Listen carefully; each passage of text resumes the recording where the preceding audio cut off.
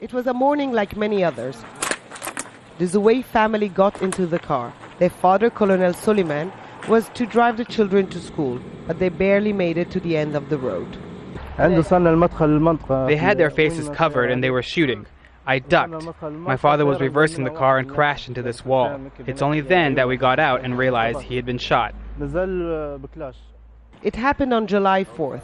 The gunmen sprayed the Zouei's car with bullets. Colonel Soliman was the commander of the border guard in eastern Libya. His elder son says he had received several threats. More than a dozen senior army officers have been targeted in Benghazi over the past few months.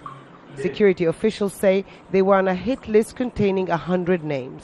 The borders are open, everything comes in. Gaddafi loyalists are plotting attacks from neighboring countries. We captured more than one cell that had been sent over to carry out attacks. They had explosives. There is chaos. The killing of the US ambassador is one attack. We will face much worse in the near future.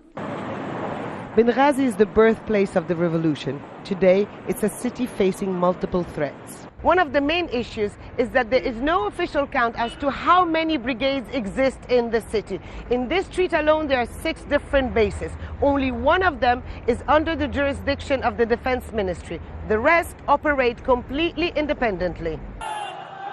Much like the rest of the country, here the former rebel brigades rule. Among them, extremists who freely roam the streets. They pose a serious challenge to the government. Some of them are suspected of being behind the attack on the US consulate last week. We have to find a solution for the brigades with specific ideologies who don't want to join the armed forces because they see it as the same one that protected the old regime. Perhaps an even bigger problem is the number of weapons available.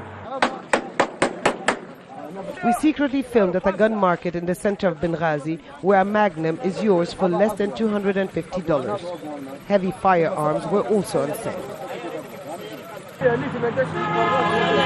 It's this explosive mix of weapons and ideology that makes many here concerned that Benghazi is the most dangerous place in Libya.